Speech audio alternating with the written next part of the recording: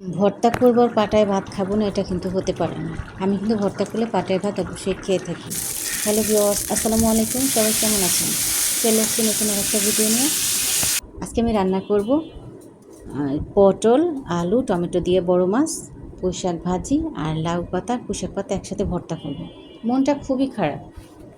Office থেকে এসে যখন বাসায় উঠতেছি তখন দেখলাম আমার লাউ গাছটা যেন কোনো বাচ্চা কি উঠিয়ে ফেলেছে না কি করছে জানি না, গাছটা একেবারেই হয়ে গেছে, মানে শুকিয়ে গেছে। তো ভাবলাম সকালে এত সুন্দর একটা গাছ দেখে গেলাম, এখন রাতে মানে সন্ধ্যা হয়ে গেছে, কী অবস্থা। তারপর গিয়ে দেখি গোড়াটা উঠানো। তো লাউ গাছটা নিয়ে আসছি, সেই পাতা একটু কম হবে তাই বড় পুঁইশাকের কটা বড় বড় পাতা মিলিয়ে ভর্তা করব। এই জন্য কিন্তু প্রথমে ওটা সিদ্ধ করে নিলাম। আর এটা হচ্ছে জালি কুমড়া ভাজি করতেছি আমি। সেদিন যে জালি কুমড়া রান্না করেছিলাম একটু থেকে গিয়েছিল, সেটার সাথে একটা আলু দিয়ে ভাজি করে নিচ্ছি। আজকে সকালের জন্য তো মানে সকালে নাস্তার জন্য হচ্ছে জালি কুমড়া ভাজি আর লাউ পাতা ভর্তা।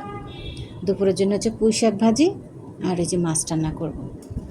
তো এপাশে কিন্তু এই যে শাকটাও সিদ্ধ হয়ে গেছে। শাকে সবসময় একটু বেশি পরিমাণে মরিচ দেওয়ার চেষ্টা করি, কারণ একটু শাক ঝাল ঝাল হলে ভালো লাগে। আমার এই ভাজিটা হয়ে গেল, ধনিয়া পাতা দিয়ে নামিয়ে নিলাম। আর শাকের পানিটা শুকিয়ে গেছে, এখন কিন্তু এই যে পেঁয়াজ কুচি রসুন কুচি দিয়ে বাগার দিলাম। আমি পুঁই শাক এবং লাল শাক বাগারের সময় অবশ্যই একটু রসুন ব্যবহার করি, আমার মনে হয় তাহলে খুব ভালো একটা স্মেল আসে। আর এই যে রান্না করার জন্য মাছগুলো ভেজে নিচ্ছি, পটলটা একটু হালকা করে ভেজে নিব। কাটাকুটি শেষ করতে করতে কিন্তু আমার ভাত অলরেডি হয়ে গেছে। আর ভর্তার জন্য যে দেখেন রসুন পেঁয়াজ কুচি ভেজে নিলাম, এটা ধনিয়া পাতা। আমি রান্না করার পাশাপাশি ভর্তাটাও মানে করে নেব, কারণ রান্না শেষ করে ভর্তা করার মতন টাইম কিন্তু সকালে আমি পাবো না, মানে একটার সাথে সাথে একটা করতে হবে। মাছ ভাজা শেষ, সবজি ভাজা শেষ। এখন কিন্তু রান্নার জন্য যে কড়াইয়ে আর একটু তেল পেঁয়াজ দেওয়ার পর একটু পানি দিয়েছি। প্রথমে দিয়ে দিলাম গুঁড়ো মশলা, এখানে ধনিয়া গুঁড়ো, জিরার গুঁড়ো আর হলুদের গুঁড়ো। ঝালের জন্য দিয়েছি কাঁচামরিচ, আদা রসুন বাটা দিয়ে খুব ভালো করে মশলাটাকে কষিয়ে নিয়েছি। কষানোর পরে ভেজে রাখা সেই আলু এবং পটল সবজিটা মশলার সহযোগে একটু কষিয়ে এখন দিয়ে দিলাম পানি। ঝোলটা আপনাদের পছন্দ অনুযায়ী দেবেন, আমি খুব বেশি ঝোল রাখবো না। আর যেহেতু এটা ভেজে নেওয়া সেহেতু খুব বেশি পানি মানে দরকার নেই। অলমোস্ট পটল তো এমনি ভাজিতেই সিদ্ধ হয়ে যায়, শুধু আলুটা একটু ব্যাপার। আলুটাও হয়ে গেছে অলরেডি।